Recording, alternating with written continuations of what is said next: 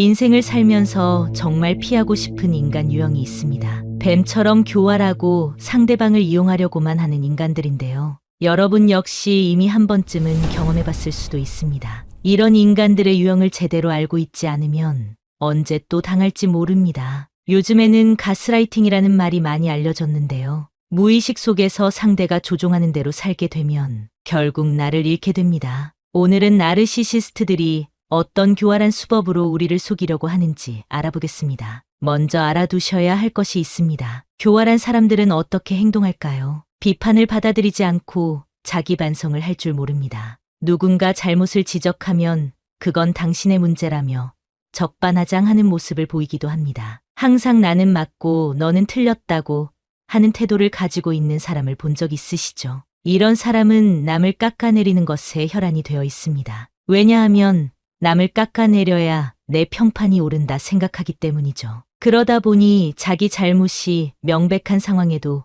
변명을 늘어놓거나 아예 몰랐다는 식으로 발뺌하기도 합니다. 그래서 자신의 실수를 지적하는 사람을 극도로 싫어하고 적대시하는 태도를 보여줍니다. 이런 교활한 인간들과는 언쟁조차 피하시는 것이 좋습니다. 절대로 바뀔 사람이 아니기 때문입니다. 따라서 이런 사람과는 관계조차 맺지 않는 것이 좋은데요. 뱀과 같이 교활한 사람을 구분하는 방법에 대해 더 자세히 알려드리겠습니다. 여러분에게 계속해서 빚진 기분을 강요하는 사람을 조심하세요.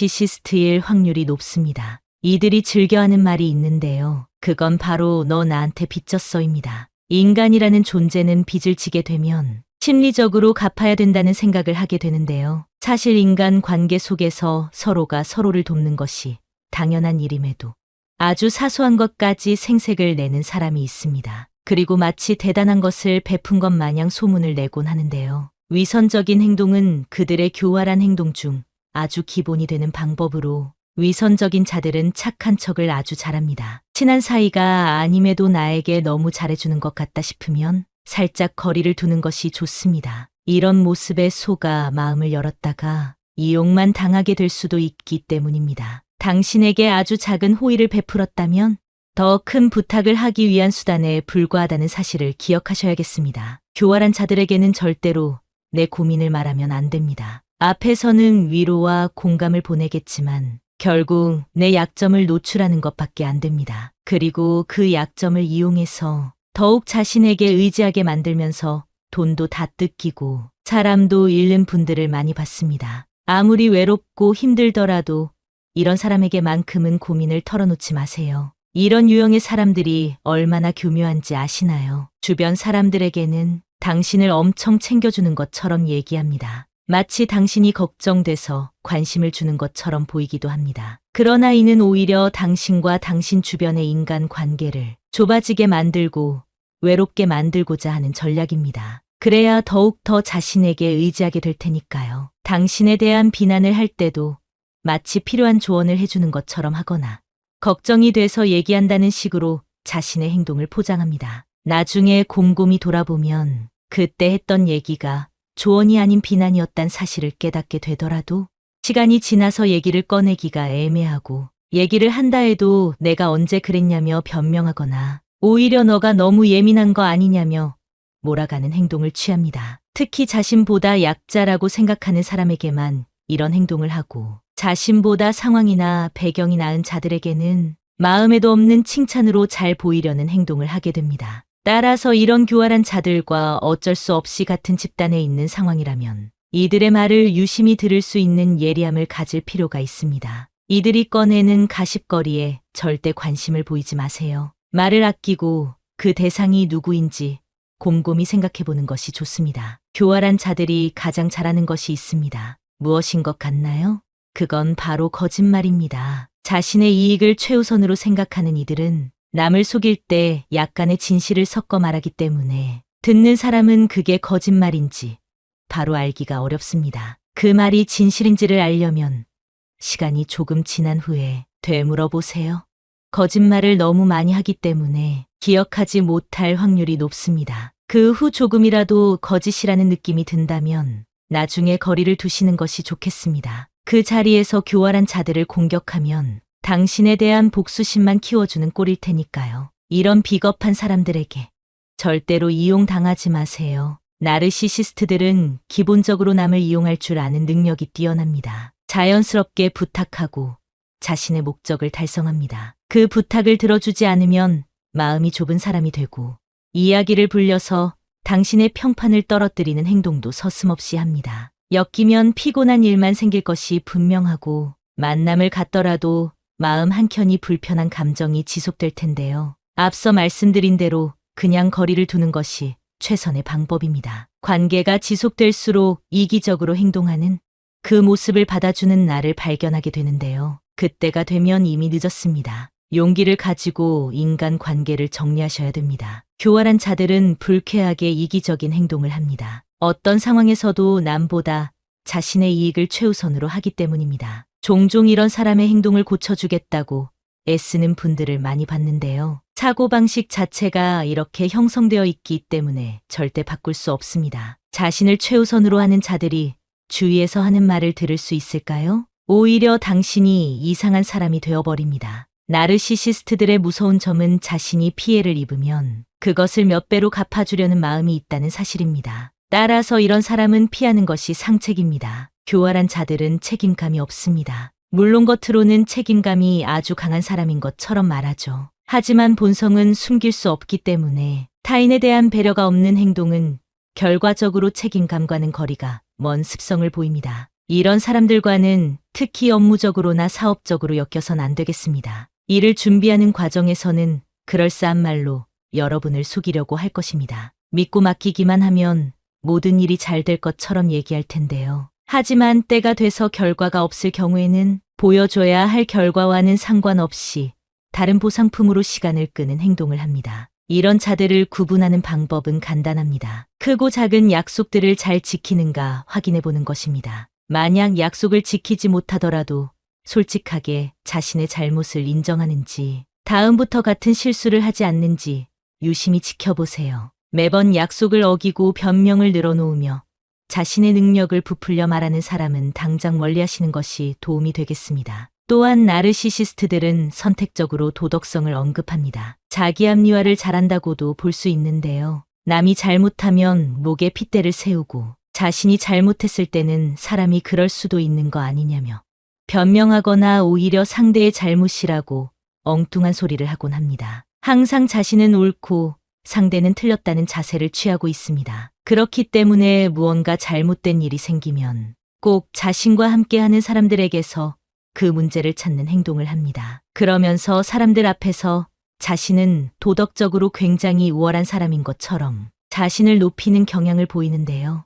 이런 사람의 특징이 자신의 지위를 이용해서 상대를 통제하고 이용하려고 한다는 점입니다. 휴일에도 자신의 직급을 이용하여 불러내거나 내일이 아님에도 불구하고 그 일을 떠넘기기도 합니다. 이런 사람들에게는 선을 그어야 하는데요. 확실한 주관을 가지고 말을 하는 사람들로부터 한 발 물러나는 것이 교활한 자들의 습성이기 때문에 이 점을 이용해 보시면 좋겠습니다. 또한 나르시시스트들은 과도한 자부심을 갖고 있고 타인의 능력은 무시해버립니다. 이들과 같은 그룹에서 무언가 성과를 낸다면 그 공을 자신에게만 돌릴 가능성이 매우 높습니다. 이들에게 타인의 의견이나 감정은 중요한 것이 아니기 때문이겠죠. 그렇기 때문에 주위에 성공한 사람이 있을 경우 축하보단 시샘을 하는 감정을 강하게 느끼고 그 사람을 깎아내리려는 발언을 하게 됩니다. 그러니 절대 가까이 하지 마시길 권장드리겠습니다. 교활한 자들의 특징을 오늘 영상을 통해 잘 알게 되셨을 텐데요. 앞으로는 이런 이기적이고 교활한 사람들 때문에 피해보는 일이 없으시길 바랍니다. 다음에는 이들로부터 나를 어떻게 보호해야 되는지에 대한 내용으로 찾아뵙겠습니다. 정신도 육체도 항상 건강하시기를 바랍니다. 교활한 자들에 대한 내용이 좋았다면 좋아요 버튼을 눌러주세요. 은퇴한 중년들은 말합니다. 노는 게 질렸어요. 하루하루가 1년처럼 느껴집니다. 자식들은 자기 인생 사느라 얼굴도 안 비추고 여행도 한두 번 다녀보니 노동이나 다를 바 없게 느껴지네요. 평생을 규칙적으로 일을 하고 살다 보니 은퇴 후 주어지는 자유 시간에 무엇을 해야 할지 몰라서 막막해 하는 분들이 많다고 합니다. 그래서 요즘 대부분의 중년은 취미가 없고 TV나 유튜브를 보며 하루하루를 허무하게 보내고 있다는데요. 한편으로는 이런 모습이 불쌍하게 느껴지기도 합니다. 한평생 일만 하다가 비로소 쉬게 되었는데 노는 법을 모르는 것이지요. 은퇴하고 넉넉하지도 않은데 무슨 취미 생활이냐 하시는 분들도 계실 텐데요. 놀랍게도 취미 생활 없이 노후를 보내게 될 경우 근육이 약해지거나 치매가 오게 될 확률이 높아진다고 합니다. 시간은 많아지고 몸은 약해지니 자연스레 병원에 가게 되는 날들이 많아지게 되는데요. 건강한 노후를 보내기 위해서 내가 좋아하는 활동이 무엇인지 진지하게 생각해 볼 필요가 있습니다. 은퇴 후 주어지는 긴 자유가 고통이 되어서는 안 되겠죠. 오늘은 노후에 하면 좋은 취미 활동을 소개해 드리려고 합니다. 돈도 많이 안 들고 활동적으로 할 수 있는 것을 위주로 알려드리겠습니다. 첫 번째는 탁구입니다. 탁구의 장점이 무엇인지 아시나요?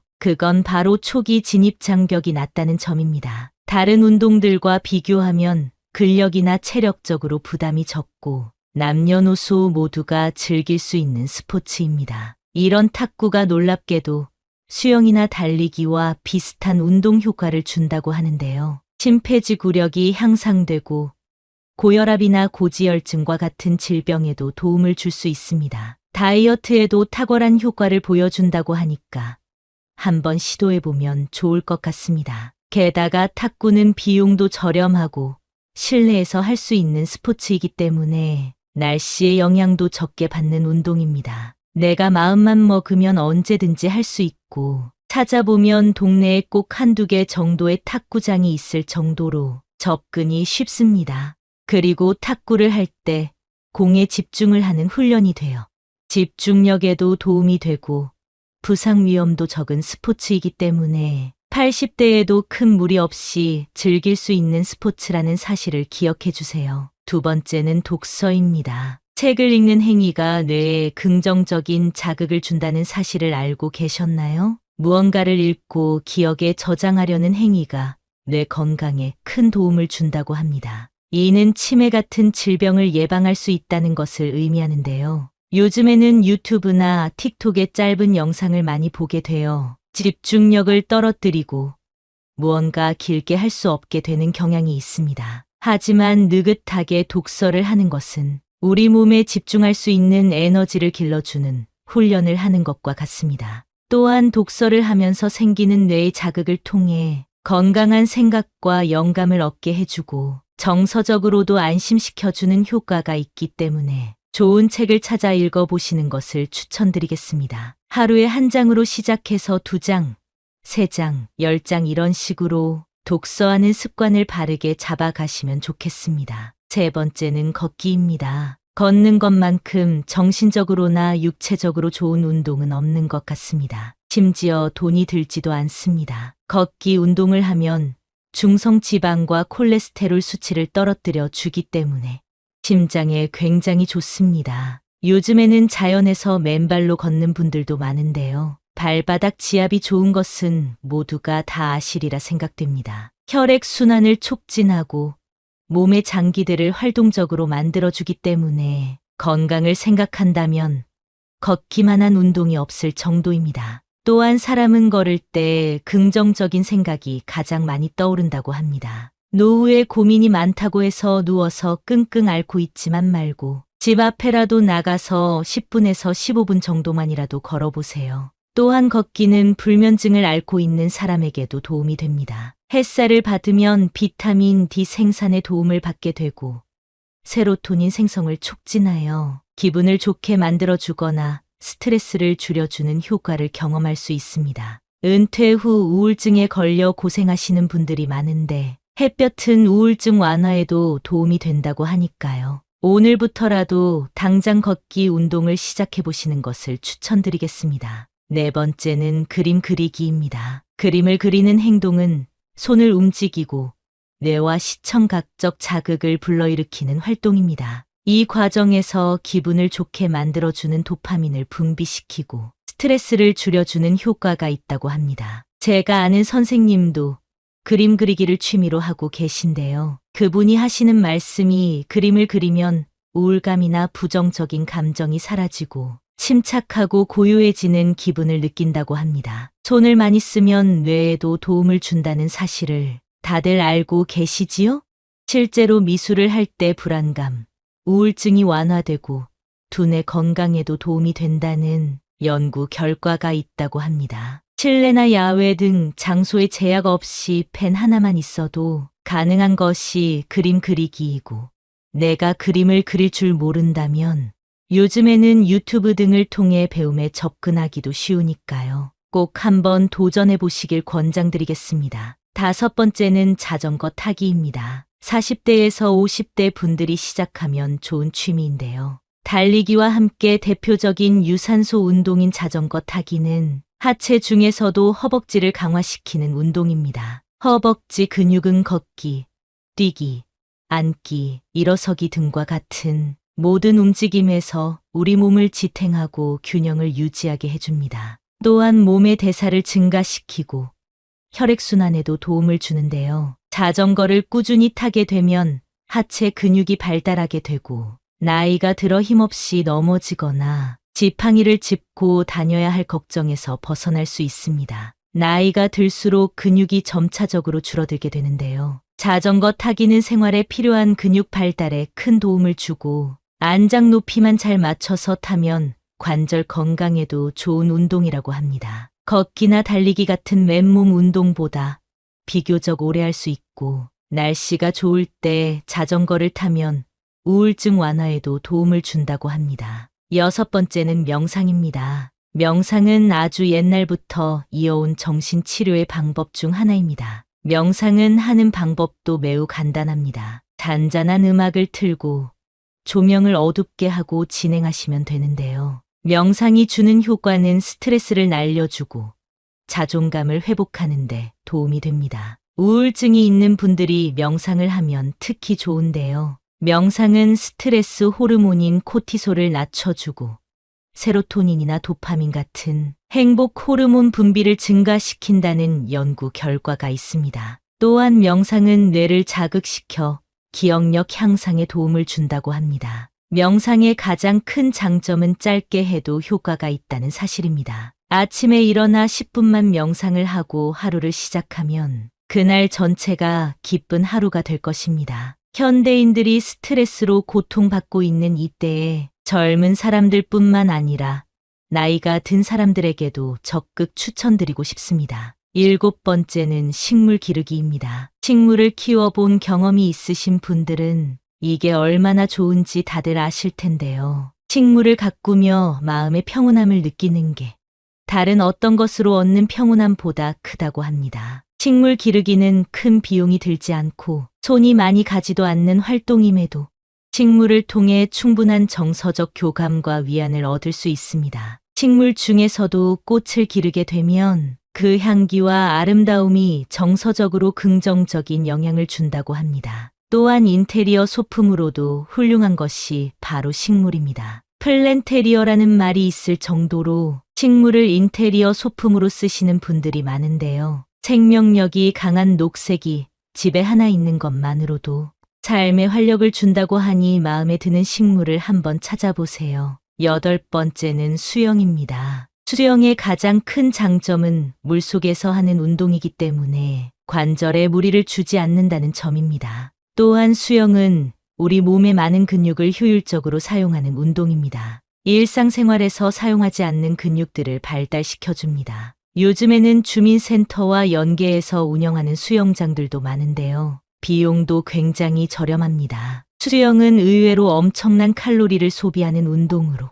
몸에 적은 부담을 주면서 엄청난 다이어트 효과를 가진 운동입니다. 예전부터 다이어트나 건강 목적으로 수영을 하는 분들이 많았는데요. 요즘에는 남녀노소 할 것 없이 수영이 유행하고 있습니다. 특히 관절이 약한 노인이나 아이들에게 최고의 운동이라서 추천을 안 할 수가 없었습니다. 9번째는 사진 찍기입니다. 요즘 스마트폰 없는 분들이 거의 없죠? 좋은 카메라를 비싼 돈 주고 살 필요 없이 핸드폰 하나만 있으면 어디를 가더라도 좋은 사진을 찍을 수 있습니다. 사진 촬영을 하게 되면 일상의 풍경들도 색다르게 보이기 시작합니다. 이런 감정은 두뇌 자극에도 긍정적이며 평범한 일상을 특별하게 만들어줍니다. 또한 내가 원하는 사진을 얻기 위해서 기다리며 집중하는 훈련이 자연스럽게 되기 때문에 인내심을 기르거나 집중력을 기르기에도 아주 좋습니다. 또한 사람들을 만날 때도 잘 나온 사진을 보내주면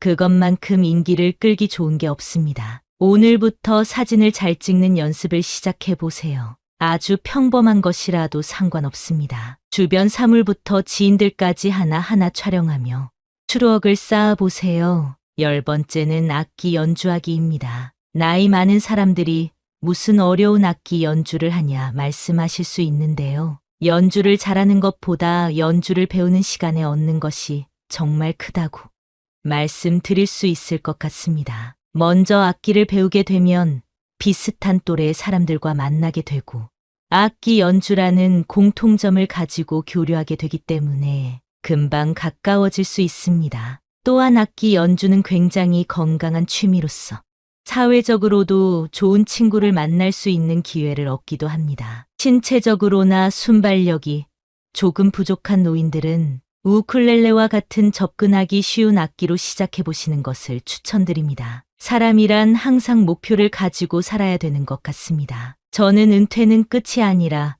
새로운 시작이라고 생각합니다. 그런 의미에서 진입 장벽이 비교적 높다고 느껴지는 악기 연주를 해보겠다는 계획을 세우고 접근한다면 젊었었던 예전으로 돌아가는 기분과 도전 정신, 그리고 성취감을 느낄 수 있을 것입니다. 새로운 시작을 앞두고 있는 여러분을 응원합니다. 나이가 들었다고 해서 실패하는 것이 두렵지 않은 것은 아닙니다. 그러나 인생은 끝날 때까지 실패한 뒤에 성공을 이루는 법입니다. 화려하거나 독특할 필요 없이 치열한 삶과 싸우며 이 자리까지 달려온 여러분이 진정한 승리자입니다. 제2의 인생, 인생의 황금기인 여러분에게 좋은 일만 가득하길 바라며 열심히 살아야겠다는 마음을 담아 구독과 좋아요 부탁드리겠습니다.